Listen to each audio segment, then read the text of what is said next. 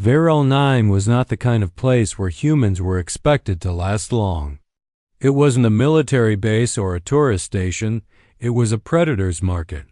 A sprawling orbital trade hub positioned at the crossroads of the most dangerous hyperlanes. In the outer spiral, where Deathworld species came to barter, gamble, and stalk prey, the air itself seemed to vibrate with menace. The walls were plastered with neon advertisements in languages Jace Arlen couldn't read, and every corridor smelled faintly of ozone, engine grease, and blood. Most of the traffic here consisted of hulking, armored beings, creatures from worlds where evolution had favored speed, claws, venom, or sheer brutality. In a place like this, a man from Earth might as well have been walking around wrapped in a neon sign that said "Easy Target." Jace wasn't here for politics or trade. He was here because a damaged Terran cargo hauler had limped into the station, and he had been contracted to repair its coolant circulation system.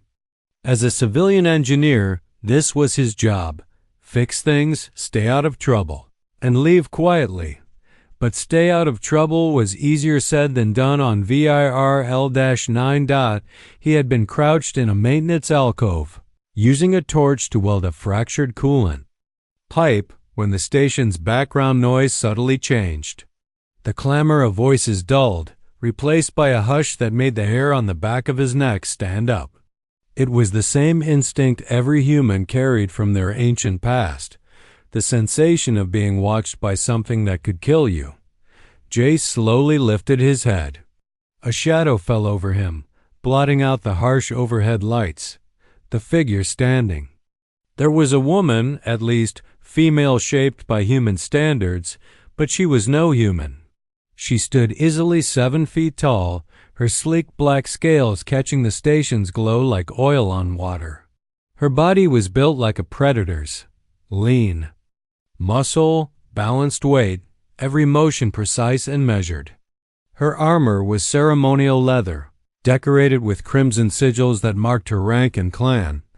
But it wasn't her size or her armor that froze Jace in place. It was her eyes. They were narrow, slit-pupilled, and locked on him with a focus so intense that it felt physical, as if she were peeling him apart in her mind to see what lay beneath. This was not curiosity. This was assessment. The same look a big cat gave a gazelle before deciding whether to chase. "Human," she said, her voice low and resonant. There was no softness in the sound, just fact and warning in equal measure. "You are being hunted." Jace blinked, his brain struggling to catch up. "What?" She didn't answer. Instead, she moved fast. A clawed hand reached out, hooking around his upper arm with a grip like a vice, and she pulled him toward her. Before he knew it, his face was against her chest, his entire body enveloped by her arms. The embrace wasn't warm. It was possessive, controlling. But the moment she turned her head toward the docking bay, Jace saw what that grip was for. Across the concourse, 6 Invar males, scaled, muscular, and dressed in loose hunting leathers, were standing in a loose semicircle. He recognized the species from Holovid briefings. Apex predators, feared even among Deathworlders, known for tracking prey across entire star systems. They had been walking toward him, their slitted eyes fixed on him. Now they had stopped, and the reason was standing right behind him. The alien woman's gaze swept over them, slow and deliberate. She didn't snarl. She didn't bare her teeth. She just looked.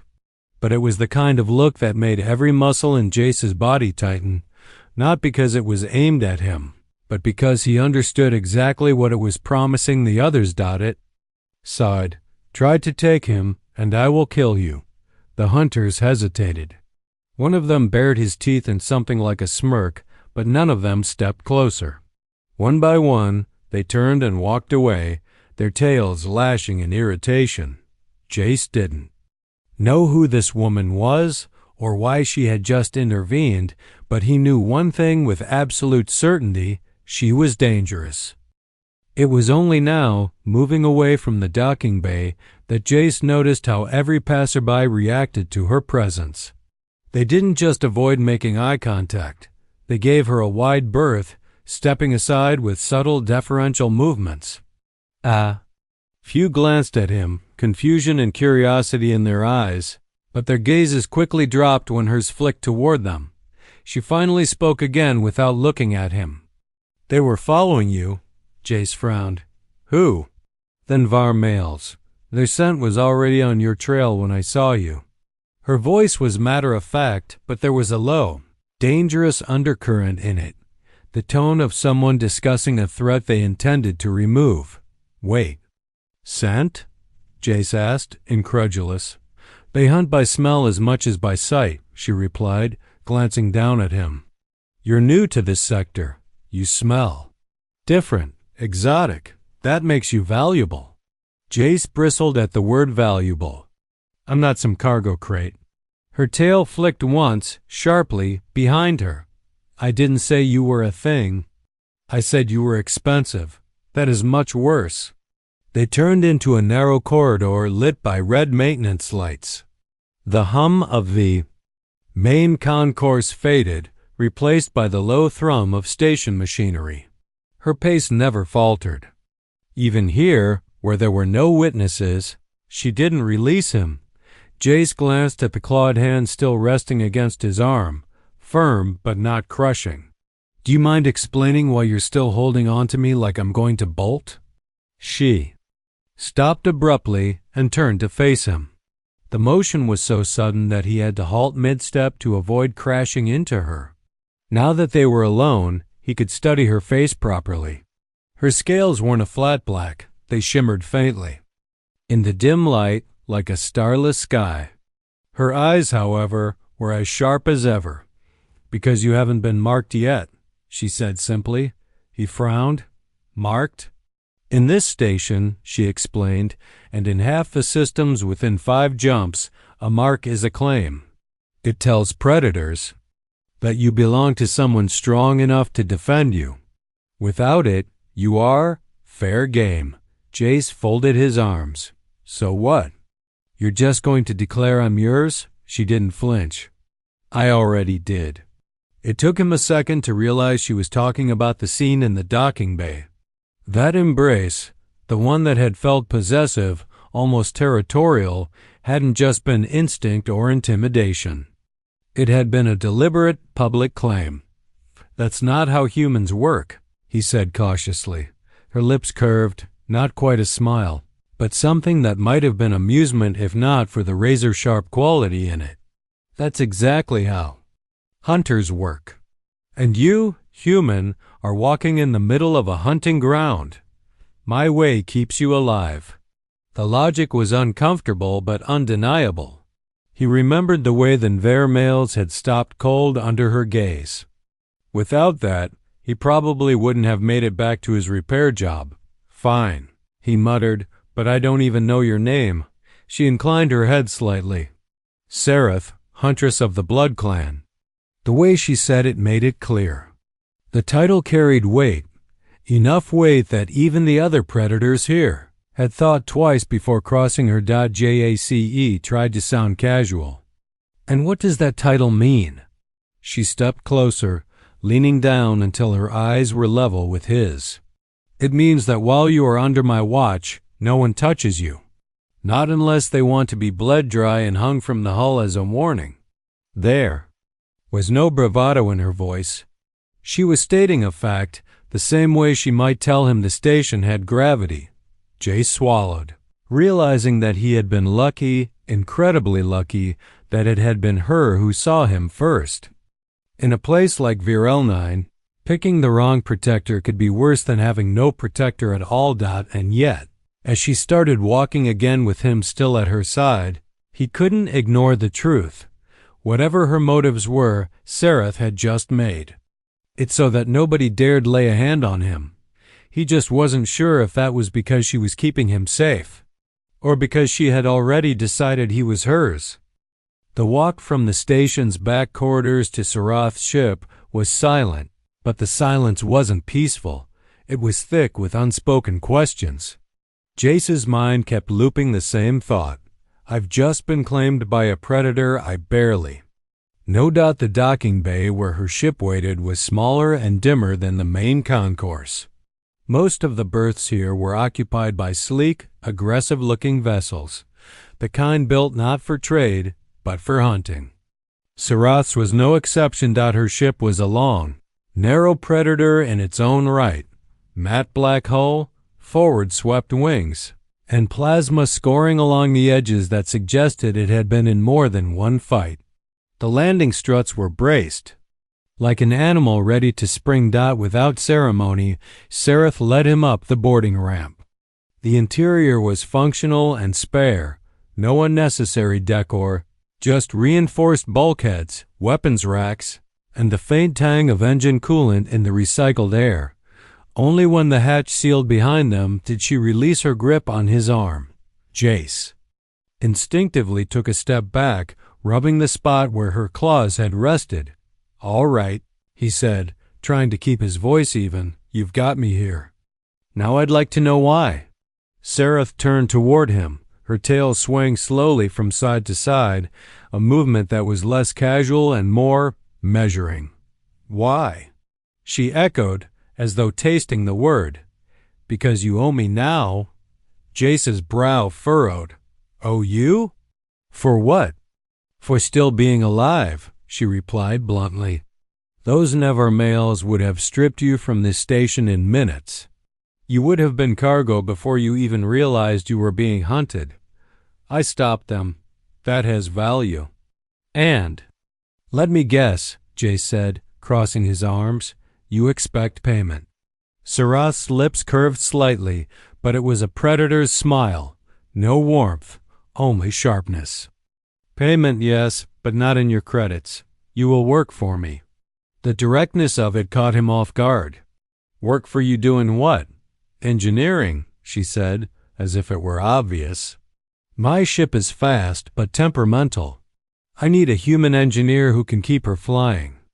You have the hands of one who builds, not one who fights." He hesitated. "And if I say no?" Her gaze locked on him with that same unblinking focus he'd seen in the docking bay. It was a look that wasn't threatening yet, but could turn.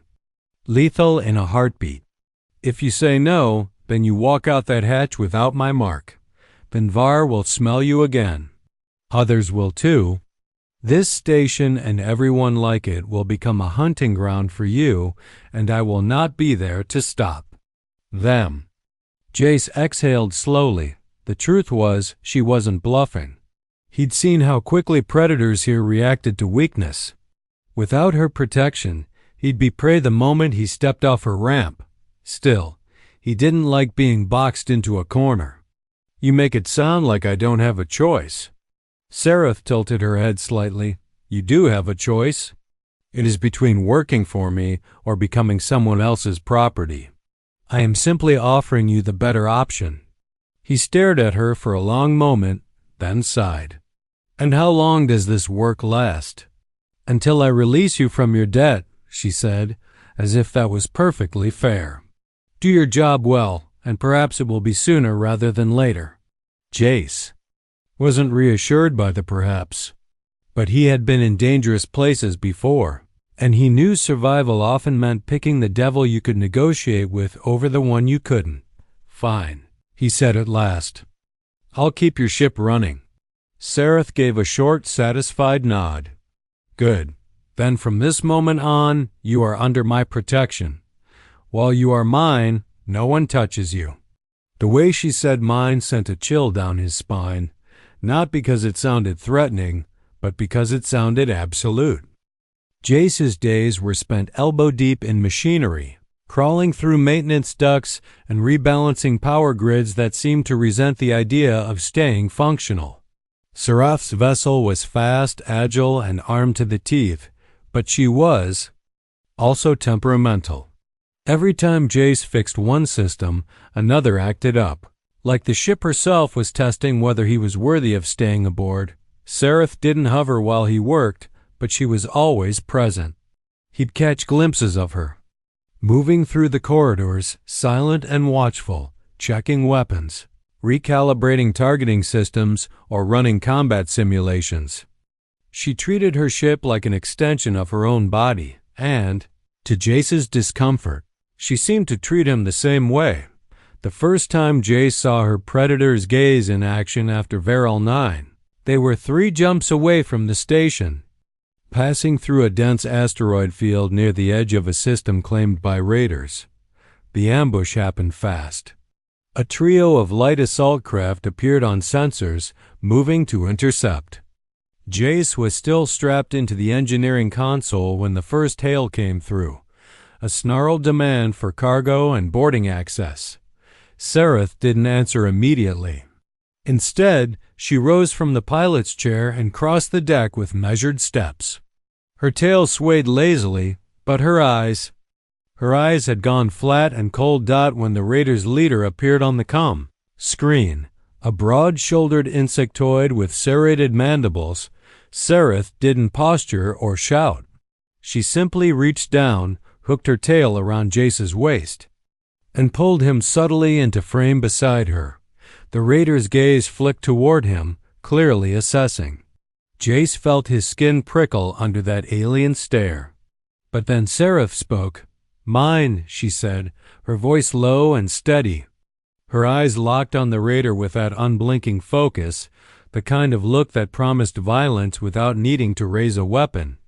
The insectoid shifted uncomfortably, clicking its mandibles. "We only want the ship's goods," it said.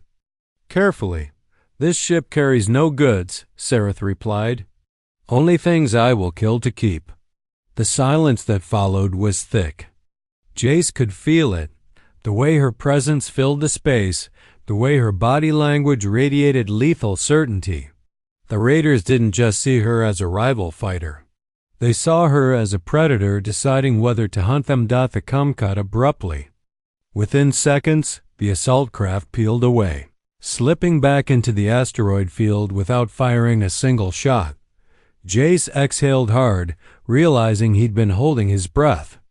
"You didn't even draw your weapon," he said. Her tail loosened from around him, though her gaze remained on the fading sensor blips. "Why would I waste energy when my eyes are sharper?" It wasn't bravado. She meant it. Over the following days, Jace saw it again and again. At shadow ports, black market docks, and lawless trade hubs, Sereth didn't need to fight to keep trouble at bay. Her presence, her predator's stare, was enough to make even heavily armed crews reconsider. And she never failed to make sure he was within reach when she did it. One evening, docked at a refueling station where the clientele made Viral 9 look civilized, Jace finally asked the question that had been burning in his mind. "You don't have to keep shielding me like that," he said, while they shared a silent meal in the galley. She looked up from her plate. "Shielding you?" "Pulling me into the frame during threats, standing between me and everyone else, wrapping your arms around me like I'm some fragile." "Fragile?" She interrupted, the word tasting strange in her mouth. Jace hesitated. "All right, maybe. Not fragile, but I can take care of myself." Her eyes narrowed not in anger, but in something closer to exasperation. "Maybe, but while you are mine, no one gets the chance to try." It was said with such conviction that Jace couldn't argue. She wasn't shielding him because she thought he was weak. She was shielding him because, to her, the claim meant responsibility. In her world, you didn't mark someone and then let them be tested by others. You defended them, absolutely, without hesitation, until the bond ended. The Fang shuddered violently as the artificial gravity well locked on, yanking them out of hyperspace. The stars snapped back into fixed points, and directly ahead loomed a predator's smile in the form of a warship, scarred, bristling with weapons, and bearing the red-marked sigils of the same Nivar hunting band from Varel 9. Jace's gut tightened. "It's them." Sereth's eyes narrowed, her claws flexing over the controls. "Yes." The cum channel burst to life with a mocking, guttural voice. "Blood Clan Huntress, You took prey from us. Today we take it back and take your ship as well." Jace's hands hovered over the engineering panel. "Tell me we can outrun them." Sarath's response was simple. "No." The Nvar ship launched its first salvo crimson plasma bolts streaking toward them. Sarath's reflexes were lightning fast, throwing the Fang into a corkscrewing roll that made the hull scream in protest. Shields flared blue as they absorbed the brunt of the attack, but the impact still rattled the ship. Rerouting auxiliary power to forward shields, Jace called out, fingers flying across the console. "But if they hit the aft again, we're going to lose." "They won't," Sarath cut in, voice cold and certain. "They'll focus on you." The realization hit hard. They weren't after cargo or even her ship. They wanted him, the next. Minutes were chaos. Plasma fire, evasive maneuvers, the hum of the reactor pushed to its limits. Sarath's skill at the helm was inhuman, her movements precise and aggressive, using asteroids as cover and returning fire with surgical strikes. Still, the Nvar ship pressed them relentlessly, forcing them into the gravity well's kill zone. Then, without warning, Sarath unstrapped herself from the pilot's seat. "Keep the ship alive," she ordered, striding toward the weapons bay. Jace's head snapped around. "Wait, what are you?" She didn't answer. The hatch to the weapons bay sealed behind her, and a moment later, Jace's console lit up with an override command. The Fang's main cannon had been disengaged from the cockpit and switched to manual operation. Through the ship's forward viewport, Jace caught glimpses of her, leaping onto the external hull in a pressurized combat suit, moving with terrifying agility even in microgravity. She was a blur of black scales and flashing steel, vaulting across the hull toward the docking umbilical the Nvar ship was extending.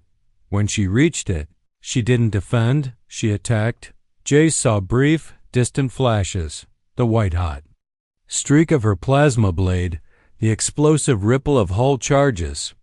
The Nvar ship's forward weapons suddenly went dark, their fire stuttering. Moments later, a violent detonation ripped through their midsection, scattering debris into space. Sarath returned minutes later, stepping through the airlock with the calm of someone who'd merely gone for a walk. Her armor was scorched, her claws slick with something that definitely wasn't oil. The enemy ship was drifting. Powerless, she sealed the hatch behind her and turned to Jace.